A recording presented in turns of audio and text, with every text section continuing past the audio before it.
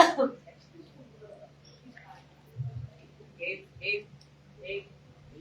morning, good morning. Welcome to Samahang Plaridel, Kapihan ng Samahang Plaridel. Magandang umaga at we are very fortunate today because we have a very medyo controversial department ng pamahalaan.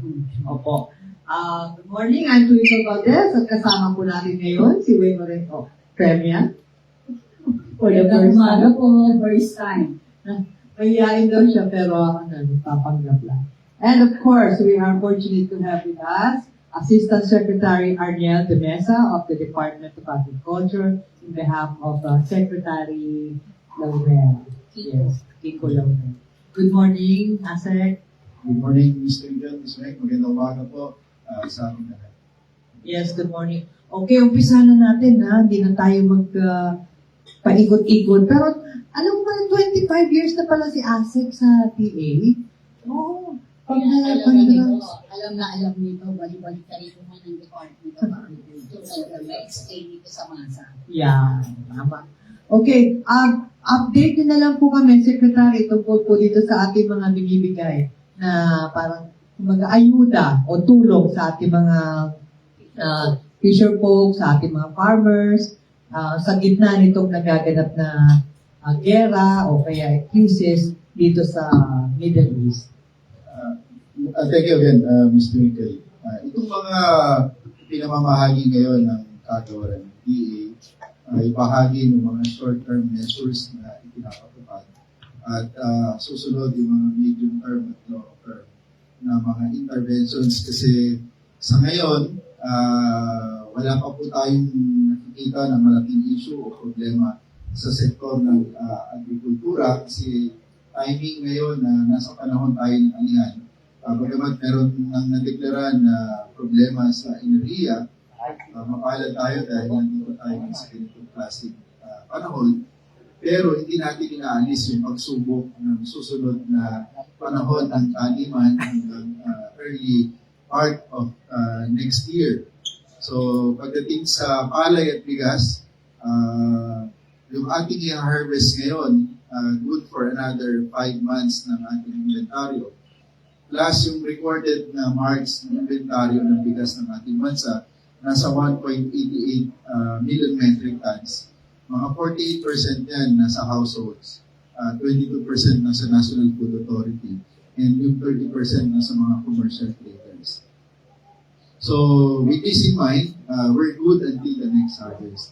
So, pinaghahandaan namin ngayon yung susunod na taniman because we might be expecting 3 shocks.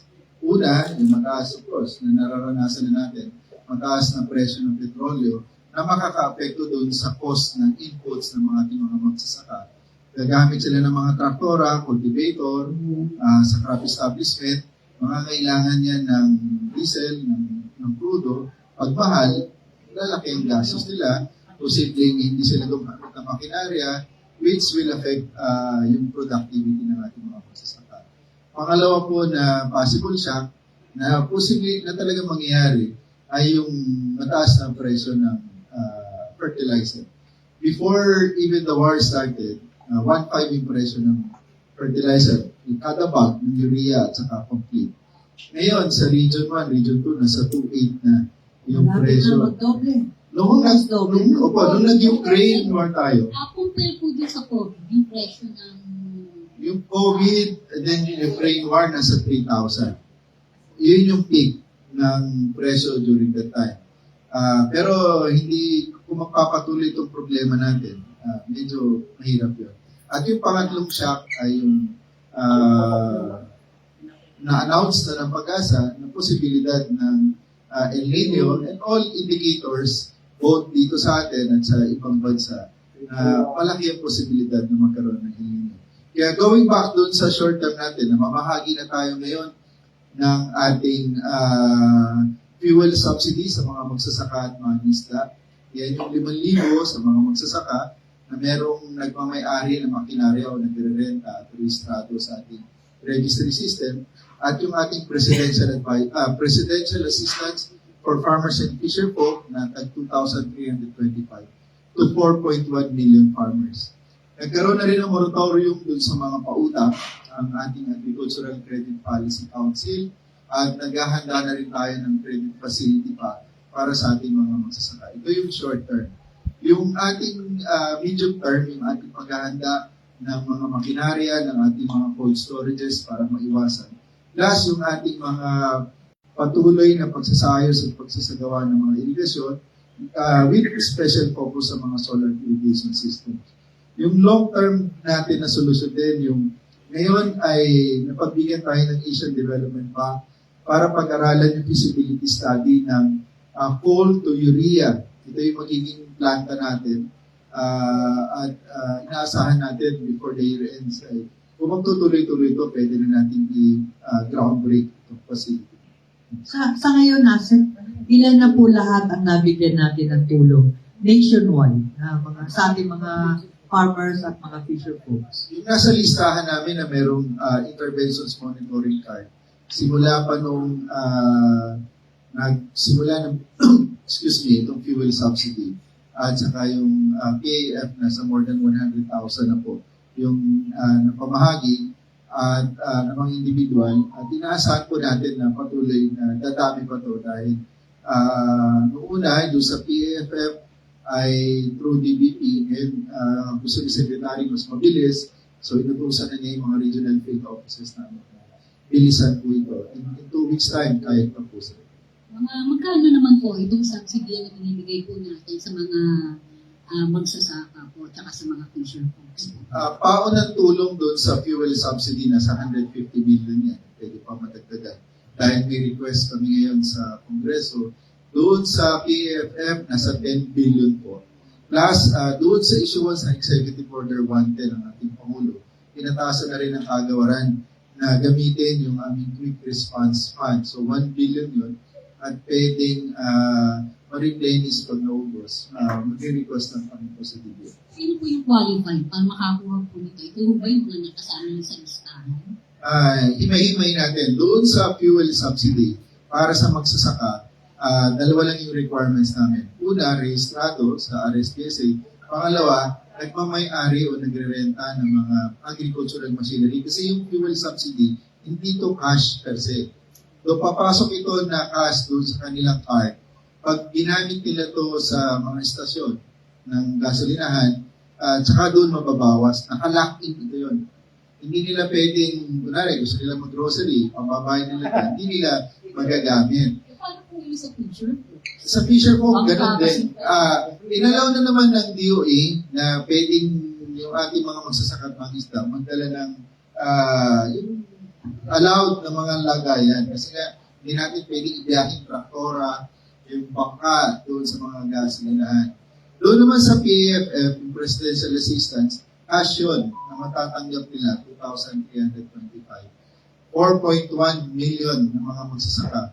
Almost half nun ay mga magsasaka ng palay, mais, tubo, at saka mga isda. Uniform po yan. Uniform po yun, 2,300. May butal talaga, 300. Ba't hindi Para- mo ginawan 2,500? Para eksakto, walang ano kami. Kasi lahat ng pondo, talagang pamigay po yan. Yan po ba To ay the last peso, kailangan pamahagi. gaano kadalas, or ilang beses pwedeng makakuha yung ating mga fisher folks and mga magsasaka po niyo? For both the fuel subsidy at saka sa PF, one-time assistance po ito. Pero yung doon sa mga programa natin, halimbawa, doon sa mga magugulay natin sa Cordillera, ipinasok na rin sila sa tupad, yung ating ilang mga magsasaka. Nabanggit po ninyo yung mga farmers natin dyan sa Mountain Province sa Cordillera. Nakikita po natin sa mga balita, yung pong mga repolyo na halos hindi na nila maibiyahe dahil nasa crisis at nasisira na lang, nabubulok na nga ba o nasisira na lang ito sa kanila or pinamimigay. Paano po ang ginagawa naman po ng DA para po matulungan sila na maibenta na nga or may sa ayos po ang pag-distribute nito mga kanilang mga produce? Talaga nag-compound yung ilang issues dito sa bandang norte sa Cordillera dahil tag-init ngayon, magandang harvest, medyo bumaba yung farm gate price sa laki ng production nila. Tapos, nagkaroon ng oil price hike. So, yung ating mga biyahero, yung iba tumigil o nagbawas ng biyahe papunta doon. Ang resulta doon, yung iba hindi nabili. Kaya yung immediate na tulong ng kagawaran doon, nagpadala agad tayo ng 38 kadiwa trucks. At mismo yung ating Pangulo, kasama ni Secretary Kiko, nabili ng mga gulay doon. Nagkaroon din tayo ng maraming trade fairs courtesy of our regional field offices. At ang isang maganda pang nangyari para talaga mabawasan yung gastusin ng ating mga truckers ay nagkaroon na tayo ng toll exemption. Libre na yung pagbiyahe, pagdaan sa mga toll gates ng lahat, hindi lang pili. From SCTEX to NLEX to SLEX to Star Tollway sa NAIAX, sa lahat ng expressway, libre na dumaan yung mga accredited trackers ng Department of Agriculture. At malaking katipiran ito kasi malaki rin yung nagagastos nila. Ang initial computation namin hanggang more than 150 million sa isang buwan, doon sa more than 1,500 trackers pa lang. At in-expect natin mga more than 4,000 na mga biyahero yung makikinabang dito sa toll exemption. In-upgrade na to, dati toll rebates lang. Ngayon talaga totally libre na sila. At least nabawasan yung pinapasa natin ng ating mga magsasaka na hindi mabenta yung kanilang mga produce. Lalo na itong nakita rin natin yung mga kamatis na tinatapon nila. So lahat po ba yan naipamahagi o kaya naibenta ng maayos? At least malaking tulong ito po para sa kanila. Marami na kaming report. In fact, nasa more than kung po ka nagkakamali ay more than 50 million na yung na-generate na sales doon sa mga fairs at saka doon sa mga pagbenta natin. At ini-encourage din namin yung mga local governments na nakapalibot doon. Gamitin nila yung Sagip Saka dahil doon sa Sagip Saka, pwede nilang tulungan na mabili yung mga produkto ng ating mga kababayan.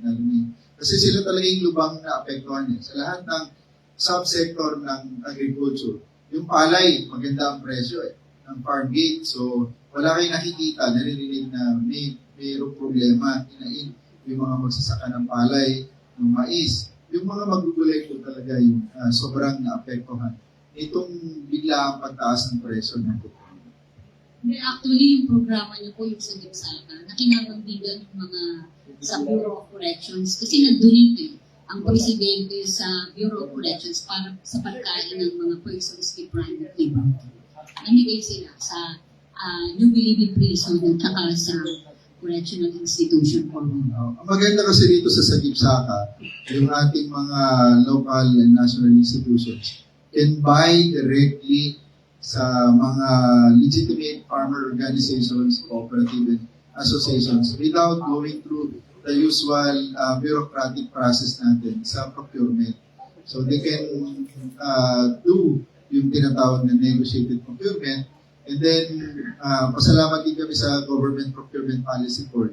Nag-issue sila ng Board Resolution number 2, Series of 2025, na lalo pang pinagaan yung mga requirements at proseso para makapamili, again, through this SANIPSA. Asa, kumusta naman po yung ating importation? Like yung mga sibuyas, bawang, o lahat ng klaseng gulay na pwedeng gamitin natin mga kababayan na ini-import po natin.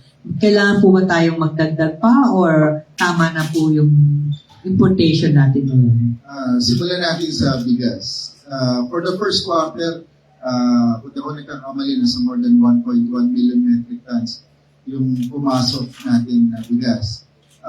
Sa ngayon ay nasa peak tayo ng harvest ng palay, March, April.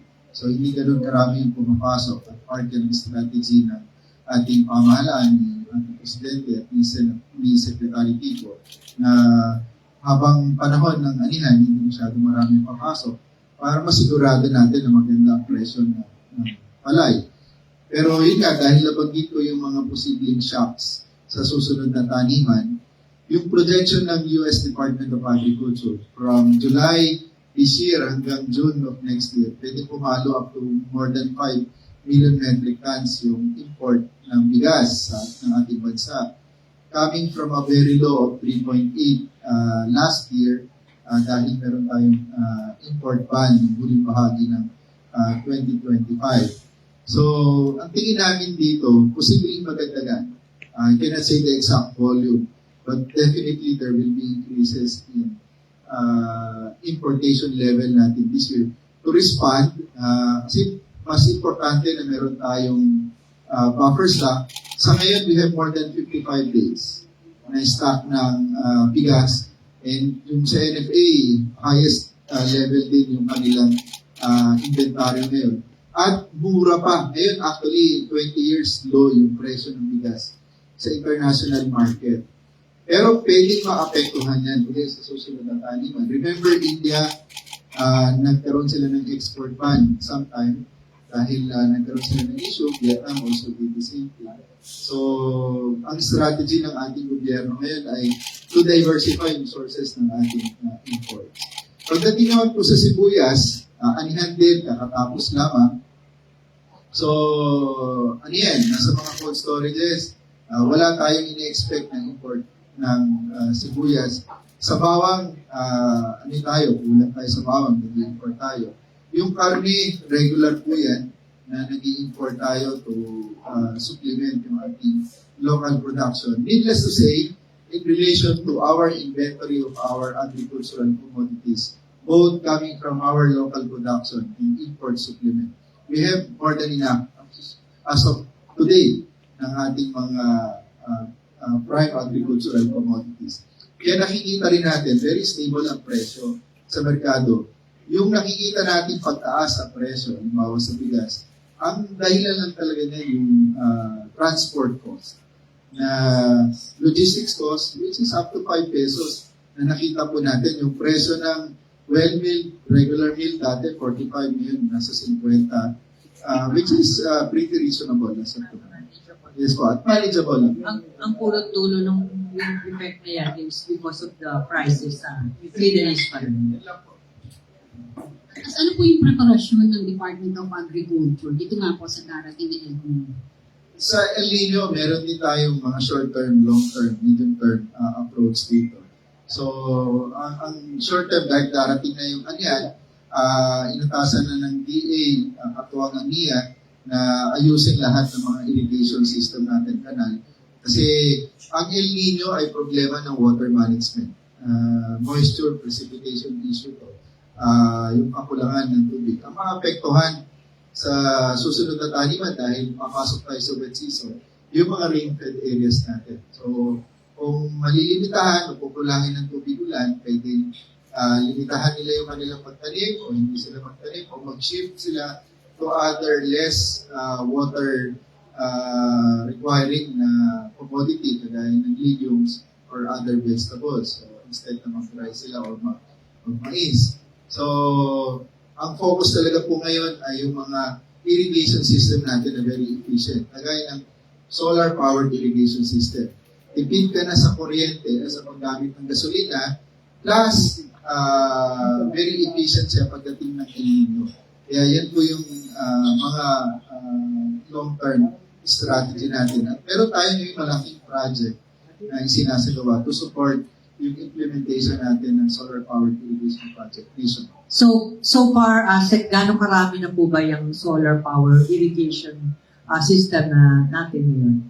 Kung di po ka nagkakamali, including yung NIA at saka yung sa BSW namin, yung Bureau of Soils and Water Management, more than 20,000 units na po ito. At maraming hektarya na yung natataniman dahil dito sa mga irrigation systems. Itanong ko lang po, ano-anong areas po yung tingin natin na maaapektuhan itong El Nino? Yung El Nino, we have 4 types of climate kasi sa ating bansa. Ang particular na naapektuhan, historically speaking, itong eastern portion ng ating bansa, Luzon, lalo na itong Cagayan, Region 2, part ng Region 3, Southern Tagalog, and of course, itong part ng Mindanao. Yung kabisado natin ng Mindanao, northeastern Mindanao, Caraga, Surigao, Agusan, yan ay, ang weather dyan, wet and very wet. So, nababawasan yung tubig ulan. Dito sa western portion natin, Ilocos, Pangasinan, naturally dry yan. Bihira ang ulan. Pero pag panahon ng habagat, maulan. So, posible na mabawasan yung pag-ulan dyan at mas prolong yung dry season natin yan. Kung matandaan natin, yung 2024 was one of the worst El Nino natin. We lost about 1 million metric tons ng palay during that time. So, every cycle ng El Nino, based sa record namin, nasa mga 6 to 7 billion pesos ang losses namin. During 2024 and other extreme El Nino events na may susundan ng La Nina, umaabot up to 15 billion losses ng sector. Kaya, kung matindi ang shock, in 2024, El Nino lang yun. Wala tayong oil price hike, wala tayong problema sa fertilizer. So, medyo challenge sa amin itong parating na taniman. Maganda lang talaga ngayon, maganda yung ating puhunan at this moment. So talagang inihahanda namin yung aming mga pangmatagalang solusyon sa ganitong mga problema. Okay, siguro we can open the floor na para sa mga questions from the media, our media friends here. Kindly give us your name and what media entity you're with. Ay, good morning. Evelyn Quiroz from Samang Plaza. Asik na mention niyo po kanina yung one of the long-term solution, yung pong loan from ADB, na magkakaroon tayo ng parang project o ang tawag dyan, magmamanage from urea, coal to urea. Ano po yung paano po yun? Thank you, Ms. Evelyn. Yung sa ADB, sa technical assistance, grant ito, tutulong ang Asian Development Bank para pag-aralan ang technical and financial viability nitong proyekto na ito. Napresenta na ito sa kabinete sa ating Pangulo at nag-go signal na para magtuloy doon sa pag-aaral muna. So pag lumabas doon sa pag-aaral ng mga eksperto ng Asian Development Bank na technically and financially viable itong magiging proyekto nito, then it will proceed to financing and actual implementation. And hopefully within the year, ay masimulan po ito kasi malaking bagay kung magkakaroon tayo ng planta na urea. Kasi if you look at our neighbors, ang Indonesia, dahil meron silang production ng langis, kahit may ganitong shock, hindi sila na pong problema kasi they have production ng fertilizer.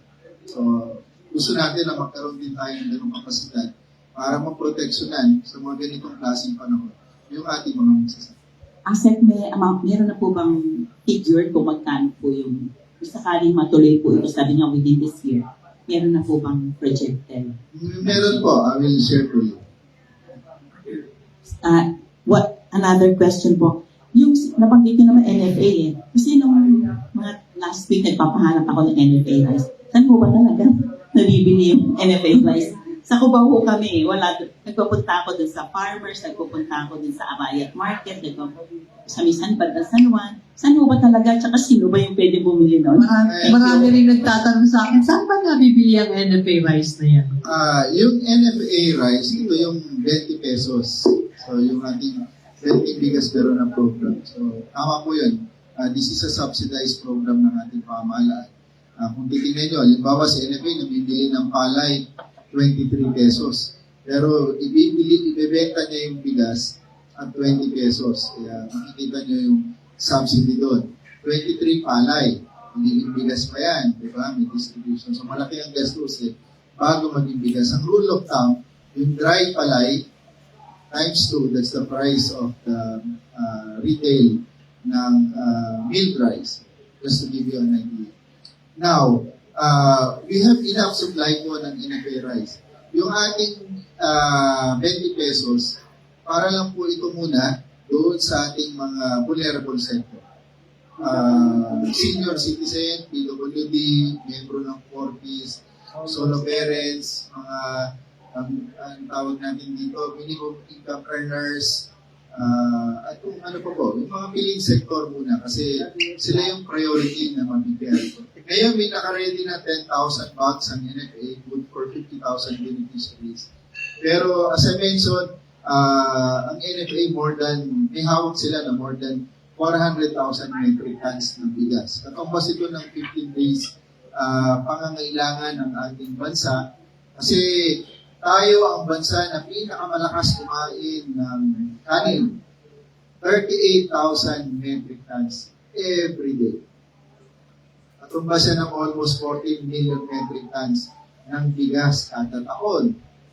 We're producing only 12 to 13 metric tons. So, kulang talaga yung ating production sa ngayon. Tapos, dumadami pa yung ating populasyon every year. Of course, kung lumaki yung ating tourism, so lalakas din. So, kaya yung importasyon hindi po talaga maiiwasan. But, we can assure the public that we have enough supply and inventory of rice. Good until the next harvest season. Saan po mabibili? Mabibili, yeah. I can share po yung mga exact locations ng ating mga pinakamarami rito sa National Capital Region.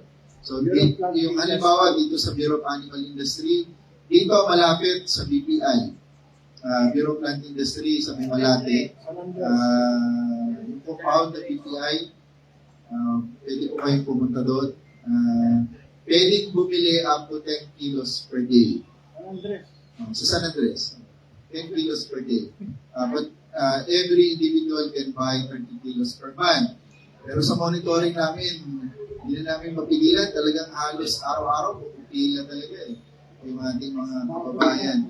Bago nagsimula yung problema, ikwento ko lang konti. Yung aming slot doon sa DA, 200 slots yun per day. Bago pa nagka-problema sa silangan. Nung nagkaroon ng problema, biglang dumami, naging 500. Ngayon, nasa more than 1,000 na yung binibigay namin na slots every day. Tapos, mahaba pa yung pila, kaya nagkaroon kami ng online appointment para maiwasan po. Yung duplication. Yes, Kasi po, pwedeng duplication. sa isang pamilya, halimbawa, 5 yung miyembro ng pamilya, lahat yan pipila. Hindi naman po. Paano maiwasan yun? Kung mag-asawa, pareho senior, di pareho sila eligible. May anak sila Tig 10 kilo. Di eligible pa rin po yun. Tig 10 kilo sila. 10 kilo. Pero individual po kasi kami. So, hindi pala makikita yan sa mga ordinaryong public markets o mga palengke. Kailangan pumunta po dyan sa mga nabanggit ninyong lugar. May mga piling palengke kami, kagaya ng kamuning market na katuwang namin. Pero pili lang po kasi nung naipasa yung rice tarification law, unfortunately, pinagbawalan si NFA. So, wala nang karapatan si NFA na magbenta directly. So, yan yung isa na nire-request namin sa Kongreso na nakabinbin ngayon na amendahan ng rice tarification law para ibalik yung regulatory function ng NFA plus yung kanyang tate na pwede siya mag-market nung kanyang kasi ngayon, ang role na lang ni NFA ay buffer stocking. Tandaan natin, pag si NFA namili ng palay, he is removing that rice sa market. Inaalis na yun. Kasi sa kanyang role is buffer stocking. Kailangan maibalik na yun sa market, lalo na para hindi rin tumagal sa kanya. Kasi may cost ng stocking, ng warehousing, di ba? Bago pa yung masira, kasi pag malapit na masira, mag-age yung bigas, magiging laon, nagmumura yun, i-auction pa ni NFA. So, lumiliit din, kasi NFA is JOCC. So, napabawasan din yung kanyang kita. O meron siyang pagkakataon to participate in the market, yung nabibili niya, pwede niya ibenta ng mas magandang quality at a reasonable price to our consumers. So, lahat po ng NFA rice na binibenta natin ay locally produced? Yes po, yes po. Isa pa sa tinanggal ng RTL sa kapangyarihan ng NFA ay mag-import. So, wala pong, yung 20 pesos na bigas, lahat po yan, inuulit namin, ay galing sa ating mga magsasaka. Wala pong imported dyan dahil bawal mag-import si NFA. Kumikita naman ang ating magsasaka dyan. Meron pa. Opo, natutuwa. Kahit Doon, paano, doon sa hindi 20 pesos kasi wala naman silang role sa pagbebenta. Pero mahal ang farm gate ng palay niya. So, kaya nakukwento ko kanina na yung ating mga magsasakay, hindi sila medyo maingay sa ngayon, quote unquote, dahil maganda yung presyo ng farm gate. 25, ano pa yun? Basa pa yun. Yung NFA na bibili ngayon at 30 pesos dry clean. Never in the history. For the longest time, ang pamimili nila before is only 19 pesos. So, malaking sakripisyo ito sa ating pamahalaan para sa kapakinabangan ng ating mga magsasaka. Okay, you have a question? Good morning. Good morning, Master. I am Rolando ng from Standard. Pardon me for my voice, medyo inubo ko talaga ako ngayon. Asek, you've mentioned yung supply po ng ating mga agricultural goods at this time. Can we state for the record na sa immediate future, at least for good of 55 days, hindi po ba nagkakamali, Asek, di ba? Wala po tayong shortage sa agri-supply natin, sa bigas natin, sa mga gulay natin, so on and so forth. Wala po ba tayong shortage doon for the record? Again, para sa bigas natin, i-correct ko lang for 5 months, yung harvest natin ngayon, additional 5 months yan. So hanggang susunod na harvest season, meron tayong inventaryo plus yung import natin. So what we are trying to say here is, in terms of inventory now, ang wino-worry natin yung susunod na harvest season, which will, we can have impact towards the end of the year hanggang early part of next year, which will put pressure doon sa dry cropping season natin, which will start November, kung prolong yung El Nino by the time. So, magkakaroon tayo ng problema ng availability ng water. So sa ngayon, hanggang sa susunod na harvest, we're pretty okay for almost all commodities. You've mentioned El Nino po kasi, Asek, no? Ano po yung gagawin naman ng DA ngayon para makapag-provide ng konting, hindi lang pala konting, ng patubig sa ating mga magsasaka para sa kanilang mga palayan? Ano po yung mga pinaprepare nyo na po as of now? Kasi expected na by June, talagang sisigat na po ng matindi si Haring Harap. Ang problema kasi sa El Nino is not the intensity of sunlight, but the lack or availability ng precipitation, yung tubig ulan. Ang posibleng maapektuhan sa amin yung rain-fed areas.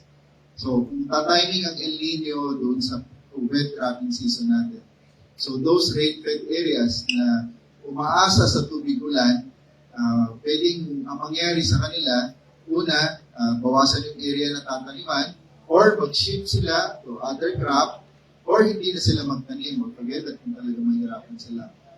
Depende sa intensity doon sa gravity ng El Nino na parating sa atin.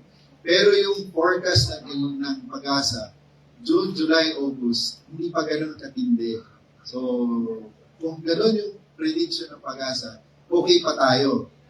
Kung yun ay, it depends on the intensity and the timing. Kung yun ay papasok ng September, October, ang maapektuhan na nun yung dry season cropping natin. Which is medyo okay dahil dry cropping season natin. Ang ginagawa ng DA ngayon dahil problema ng water management, it's all about water management ang El Nino. Ang focus talaga namin is sa irrigation water. Focusing on solar-powered irrigation project dahil yun ang most efficient way to combat El Nino. But on the short term, to make our irrigation system more efficient, yung mga laterals, mga canals, dapat yan inaayos na by this time. Last na lang po on my end, Asek, no? May plano po ba ang DA to expand agricultural-related programs sa mga universities para turuan naman, makapaghubog naman ng mga panibagong agriculturists, lalong-lalo na po sa UP Los Baños, Pampanga State Agri-University, Rizal, and other universities po. Kasi may mga nababasa po akong mga post sa Facebook na parang nire-reminisce yung past dati. Philippines is one big agricultural country and then nababawasan because of imports and then parang nababawasan ng mga agriculturists. May plano po ba ang DA na mag-encourage, mag-expand ng mga programs such as that? Isa ako sa mga ganun kasi being born 1970s, I grew up, na maganda yung estado na agrikultura during that time. Totoo, while it is true, pero ano na yun dapat na natin tingnan, harapin ang problema. For the past how many years talaga, medyo may pagkukulang sa, sabihin natin doon sa pagpondo, pag-implement. We have a very good law, the Agriculture and Fisheries Modernization Act. Ito ay isang malaking angko. Ang naging issue lang doon, maganda yung plano pero hindi nasundan ng tamang pagpupondo at implementasyon. It's a very good blueprint na dapat makasabay tayo. Kasi ang malaking pagkukulang na ngayon ginagawa na ng ating Pangulo ni Sir Kiko, yung investment sa agri-infrastructure natin. Kasi ang role ng national government is to invest on public infrastructure in goods. Halimbawa rito yung irrigation. If you compare ourselves with Vietnam, Thailand, they have a very good and efficient irrigation system. At yung irrigation natin nakafocus sa palay. Wala tayong matinong irrigation system sa coconut, sa sugarcane, sa corn, sa high value, sa coffee. Lahat yan nangangailangan ng tubig. So, we need to invest also in this part of our value chain. Yung ating cold storages na ngayon, focus natin. We have the biggest record post-harvest losses. Sa palay natin, 17% compared to Vietnam, 8%. In all fronts, we're lagging behind. Diba? Yung ating area devoted sa agriculture per farmer is less than 1 hectare. While ang Vietnam, Thailand, consolidated sila minimum 100 hectares. Kasi kapag mag-mechanize ka, kasi baba rin ang mechanization level natin, kung meron kang bibigyan kami ng harvester, tawag na 5, sa isang hektarya, di ba? That's very inefficient. And that one harvester is good for 100 hectares. So talagang maraming dapat ayusin na sinisimulan at ginagawa ngayon sa sektor natin na kailangan natin. Kumbaga, sabi nga na si Kiko, we're lagging 20 years in terms of this.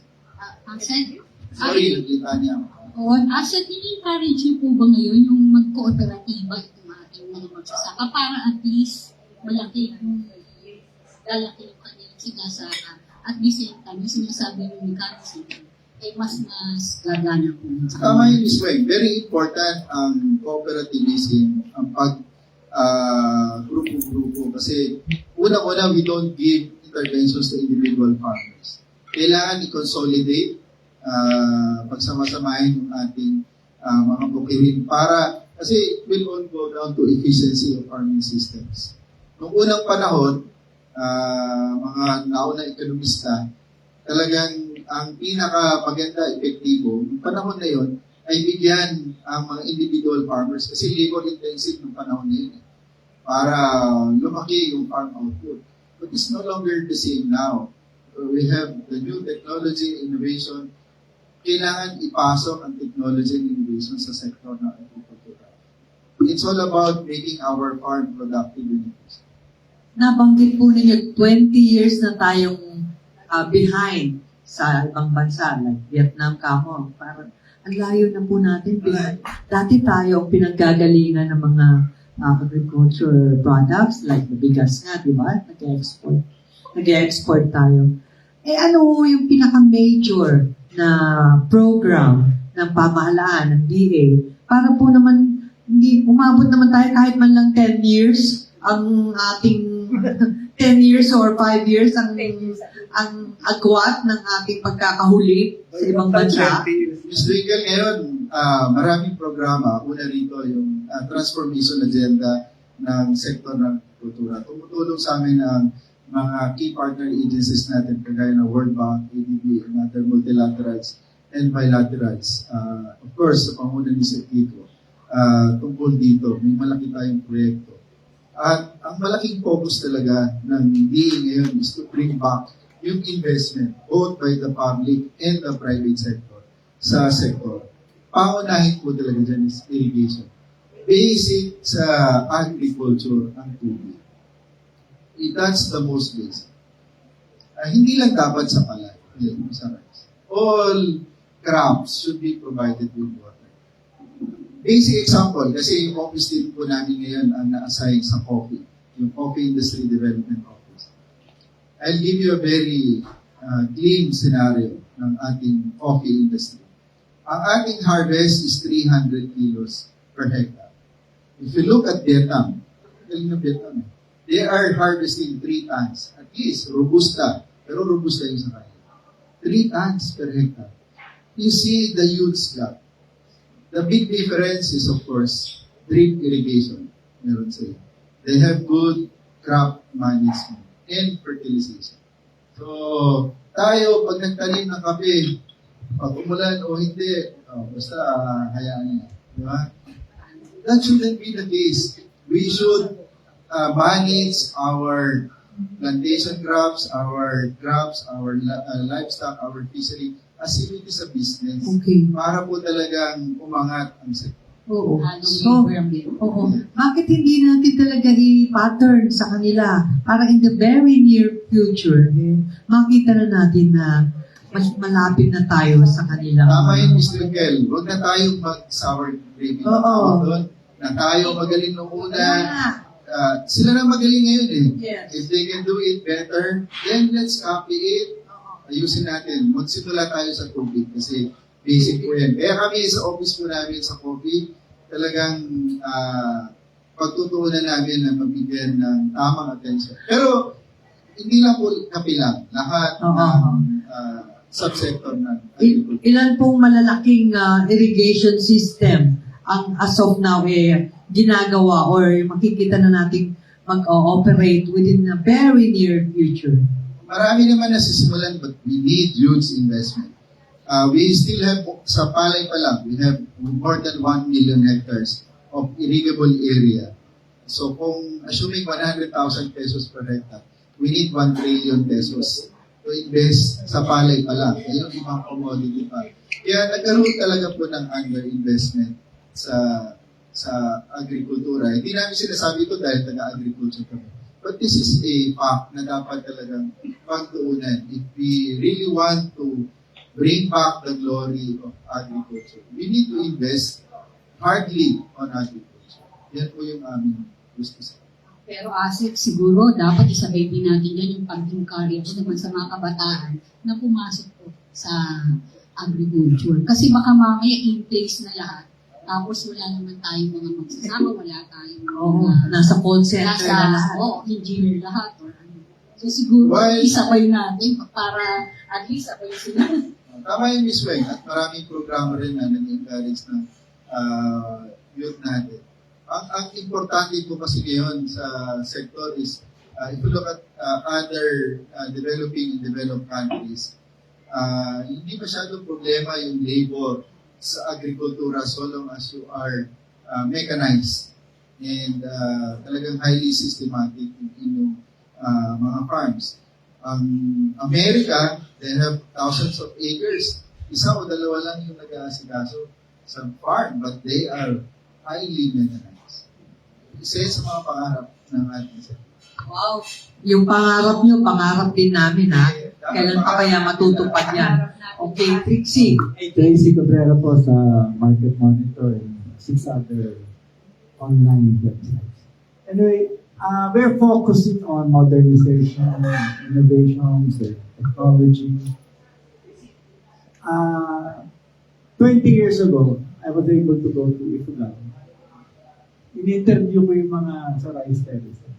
Their problem is not really technology or anything else, but manpower. Kasi yung mga magsasaka doon, puro senior citizen na. Yung mga anak nila kasi engineer, abogado. So, there's a lack of farmers.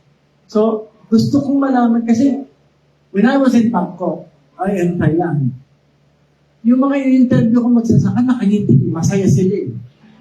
Because profitable and viable ang pagsasaka. Dito, lahat na kasi mangot. Malungkot sila, parang ayoko na yung anak ko maging magsasaka. Ganito ang masasaka nila. O kaya maging isda. So, ano ho ba talaga ang sitwasyon? Let's not talk about the technology and everything. pag-usapan natin, ano ba ang sitwasyon ng magsasaka natin dito sa Pilipinas? Talaga pong nakakalungkot. Yung average age ng farmers natin is 57 based on latest survey. Yun nga po yung medyo mahirap doon. Kasi kung titignan natin, individual farmer, they have only less than 1 hectare yung kanilang sinasaka, which is very, very inefficient. Kung doon lang tayo titingin. Ang kailangan tingnan talaga po natin, pagtuunan, is how to cluster them and consolidate and bring efficiency in the system. So, I can share with you some important statistics about our farmers sa mga rice. Ang pinakamahirap sa atin is mga mangingisda. Pangalawa, yung magsasaka ng niyog. So, dahil yung ating mga niyog, kung ang mga mag-niyog ay asa lang sa kopra, narating na ng kopra yung kanyang peak ng ano. So, they should diversify. Sabi nga, yung niyog ay puno ng buhay. There are so many diversified products out of coconut. And kailangan po natin na diversification outside copra for them to be productive. But they need irrigation water as well for coconut. Kasi tayo we're producing 100 nuts per year. Yung puno natin. At Thailand is producing 300 nuts per year. So, ganoon yung mga statistics sa mga ganitong produkto. But going lang po, sir, pasensya na. Yung sa Manawi Rice Terraces, consider yan part na tinatawag natin ng globally important cultural heritage. So, GIAS. Kasama, ngayon gusto rin natin makasama yung sa yung Asintibuo at marami pang iba. May iba po tayong programa dyan kasi gusto natin protection ng cultural heritage. Two things na lang po. Yung asamin pa natin na, di ba sabi nila, optahin yung ginagawa. Actually, ang master plan na ako natin, can we say na ang problema, it's not really the policy and the way things are done, but it's in implementation. Di ba? Kulang yung funds, kulang yung ano, para hindi pinagtutuunan ng pansin ng sapat ng gobyerno ang agricultural center, being an agricultural country. Sa ngayong administrasyon, nakita po namin the first 3 years ni President BBM, we saw 30% increase in budget. That's a good start na talaga pong nagtutukan ang sektor ng agrikultura at nagpapasalamat po ang katulungan sa ating Pangulo. But we need more, yun po yung gusto namin sabihin. We need more investment sa agriculture dahil marami pang dapat na pagtuunan for us to really, to be at par with our ASEAN peers at least. Okay, attorney? Or, ano analysis nyo after 50 years of agrarian reform? Well, was the promise of the agrarian reform, did it contribute to better production of agricultural products? Or the individualization of ownership hampered the integration as we find in Vietnam, which is a state-planned economy? So was the liberalization of the ownership from the hacienderos to the individual farmers, did it contribute on hindsight with rice production, or it stalled because of the individualization of ownership? And my other question is urbanization and subdivision planning eating up our agricultural land? Unahin ko po yung pangalawang tanong nyo, Atty. If you look at our data, marami sa mga agricultural lands are being converted to other usages, both housing, industrial, etc., other infrastructure. Ang solusyon po talaga dyan is technology. If you look at our yield for rice, nung nagpasagana 99 tayo, that was only up to 4 metric tons per hectare. Now we're harvesting 9-10 metric tons. Though our national average is still low because of the harvest ng mga rain-fed areas. Now, if you look po doon sa agraryo, bagamat hindi namin yun, ayaw ko sana pong i-touch yun because it's from the other department. Excuse me. Pero, kung titingnan po natin, again, as I mentioned, kung maliliit ang lupang sinasaka, doon lumalabas yung inefficiency sa sakahan. Kaya meron po tayong programa sa DA, yung F2C po, Farming, Fishery, Clustering, and Consolidation. Not the clustering consolidation of the ownership, but the clustering and consolidation of the management of farms. Para kung gagamit sila ng makinarya, ng patubig. Kasi kung individual farms na maliliit, everything is expensive. Mahal ang paggamit ng makinarya, ng fertilizer, ng bili, kasi kung bibili sila, konti-unti. If you look, nung tinignan namin ang case ng Thailand, Vietnam, pag bumibili sila ng inputs, buntuhan, mas mura. Pag minsan, credit pa na mahaba ang terms, because they're buying it in big, in bulk. Pag ang farmer bumili sa tindahan ng fertilizer, parang bumili ng shampoo, tingi, of course, mas mahal ang tingi kaysa buntuhan. These are some of the problems that we encounter. It's all about inefficiency. Okay. Sir Andy Sibilla. Gandang umaga, Asek. Yung tanong ko lang, no, I have two questions. The Department of Agriculture is a department na hanggang Mindanao abot niya, di ba? Ang inyong authority. There are plans before na magkaroon ng yung malakihang farming, di ba? Coming from abroad, marami yung mga gusto dahil walang namumuhunan, kagaya ng sinabi mo kanina. Ano na nangyari doon sa mga yon?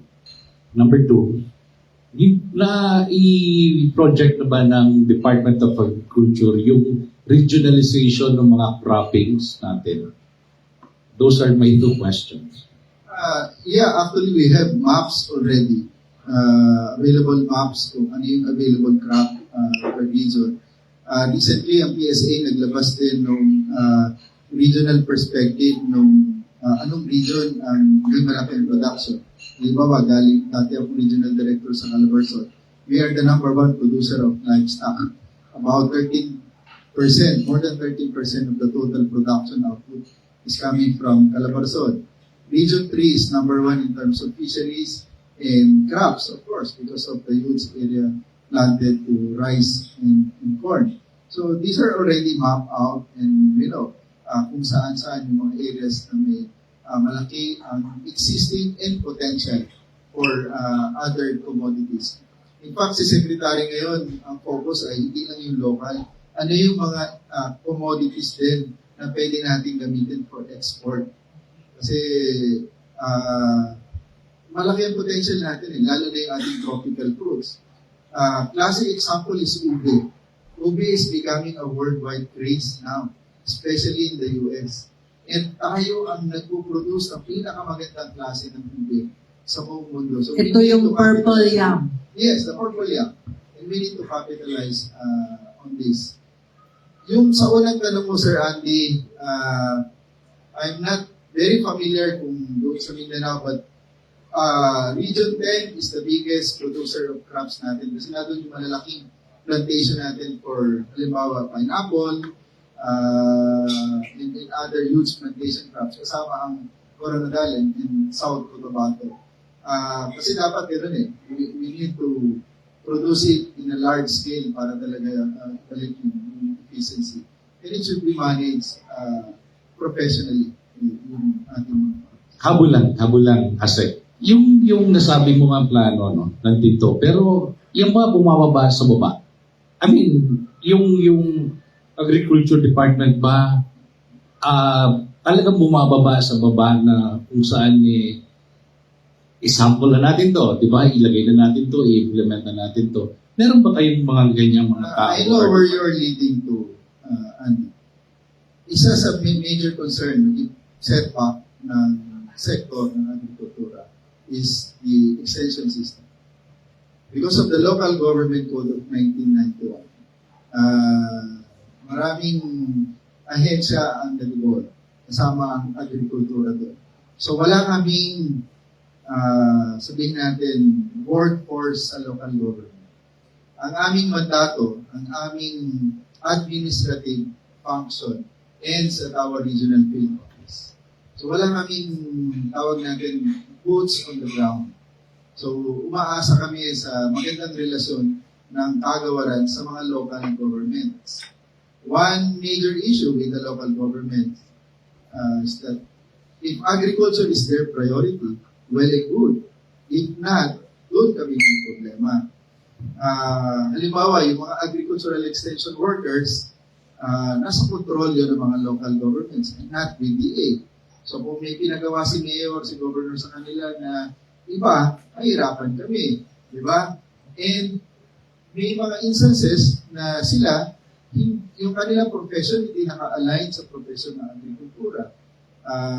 At yung pondo, pag minsan, yung municipal agriculturist, one-man person siya doon sa opisina, walang veterinaryo, walang eksperto sa ganito. So, if you look at Taiwan, for example, pag nagpatawag ng farmer ng agricultural extensionist, that is very a professional and knowledgeable person na makakatulong talaga. So, we need to bring back as well yung talagang magandang technical expertise ng ating mga extension workers, which is also one of the priority projects ni Sectito. Well noted, ASEC. Thank you very much. Nabanggit mo, Asek, yung tungkol sa mga livestock na yun. Ano naman po ang latest po sa ating mga karne o livestock dito sa ating bansa? Sufficient din po ba bukod dito sa mga farm produce? Ito namang mga livestock po, kumusta po? Thank you, Ms. Twinkle. Kagaya sa bigas, wala rin tayong problema sa inventaryo ng ating karne. In fact, puno-puno yung mga cold storages natin coming from both the local and imported natin. Karne baboy, manok. In fact, we have overproduction ng manok sa baka. Maganda rin yung ating inventaryo. Kaya makita natin yung presyo, pretty stable. Wala tayong nakikita na o naririnig na biglang pagtaas ng mga presyo. And it can keep until then. Okay. Yes, Ed. Good morning, Asek. Pagtanong lang uli ako tungkol sa binanggit mo kanina na programa ng DA tungkol sa mga solar-powered system. No? Paano nyo isusulong ito para ma-achieve nyo yung goal yung tungkol dito? Especially, nabanggit mo rin kanina na humingi pa kayo ng additional funding para ma-push through talaga itong programa. Sa ngayon, gusto kong i-share na meron kaming pinopropose din na proyekto.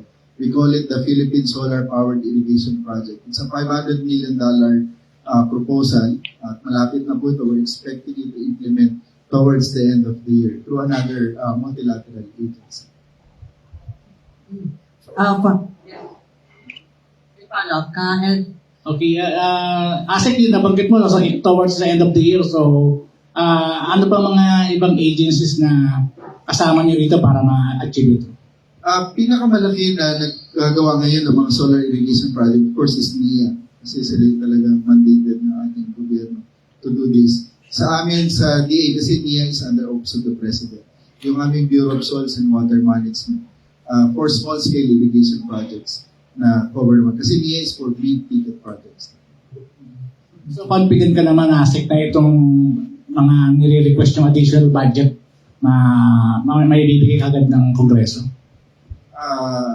That's above my salary grade. I cannot answer that, but I believe in the capacity of our secretary na magaling ang aming kalihim to do this. Thank you. Okay, thank you. Siguro last question ko lang to, no? Dahil nga doon sa 20 na banggit ni Asek na 20-year behind ang Pilipinas dito sa ating mga kapitbahay. ito sa Asia, particularly Vietnam. Meron po ba tayong master plan ng Department of Agriculture? Master plan para naman po mapaikli na po yung 20 years, maging at least 10 years, 5 years, at kasabayan pa yan ng climate change. Meron po ba tayong master plan tungkol dito? Ang maganda rito, si Sec Igor, nagpatawag na siya ng every week, nagre-report sa kanya ng commodity groupings na nagre-report, naghahatid, nagsusuwestyon coming from both the public and the private sector. Plus, yung ating mga roadmap para sa bawat commodity report ay inaayos. Kami sa coffee, halimbawa, binabalikan namin, kaya nakikita namin yung mga datos, yung mga issues. Kasi to solve the problem, you really need to go down and understand the situation. Before you do anything else, you really need to understand what is going on. So, to make it short, wala pa po tayong master plan. We have the master. Meron na. Meron na. At ongoing na pinaplansya, kumbaga, para maging 5-year, talagang hindi ko matanggap yun eh. 20 years ang ating, we are 20 years behind. Yung 20 years naman, depende yun sa mga issues sa subsector within the agriculture. Meron naman punto na at par or ahead tayo. Hindi naman ibig sabihin na talagang huling-huli tayo. Okay, that's Meron good. naman mga bagay, halimbawa sa genetics, sa research, sa ibang bagay. Sa palay, actually, our yield is comparable with except yung ating national average system. Okay, that's good to hear. Yes, Wen? Meron May ka pa? pag-asa pa. Meron Kasi naman. actually, Of yung course. irrigation lang naman talagang problema. Oo, Pero yung sipag naman ng mga magsasaka natin, hindi matatawaran yun. Tama ka dyan. Okay. Sec, excuse me ha. Meron lang akong ano ang opinion niyo dun sa mga inapabalita at lumabas na mga na hindi na na-harvest ng mga pechay somewhere up north, di ba? Hindi lang naman ito isa, no? Marami rin mga instances na hindi na ina-harvest dahil nga sa laki ng gastos. Anong masasabi ng DA dito? Actually, na-discuss ko yung kanina, but to reiterate, again, it's an offshoot nung panahon, maganda ang harvest ngayon. Pag maganda ang harvest, bumababa ang farm gate. Sinabayan bigla ng oil price hike. So, nagbawas ng biyahe, yung ating mga biyahero. Kaya, plus, karamihan na nagtanim, puro repolyo. Siguro, nung nakaraan, maganda yung presyo ng repolyo. Kaya makita nyo yung sinisira karamihan repolyo.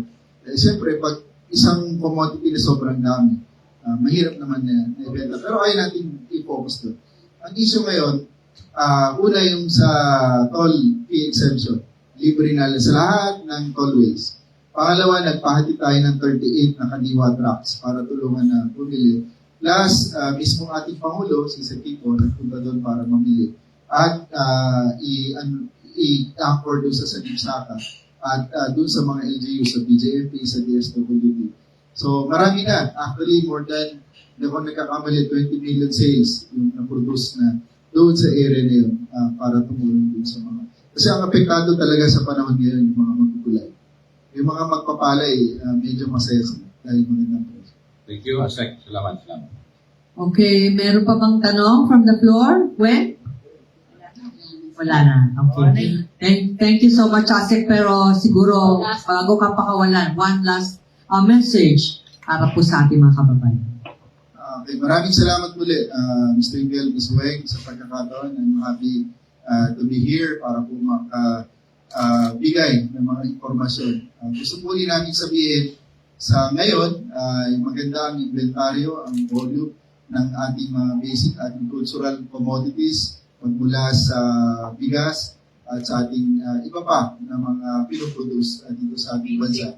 Basic agricultural goods.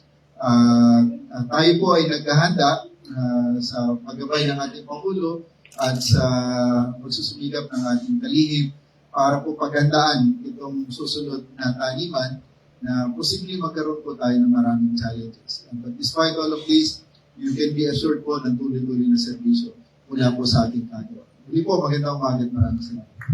Okay, maraming salamat po. Assistant Secretary Arnel De Mesa ng Department of Agriculture. Thank you. Thank you everyone. Good morning.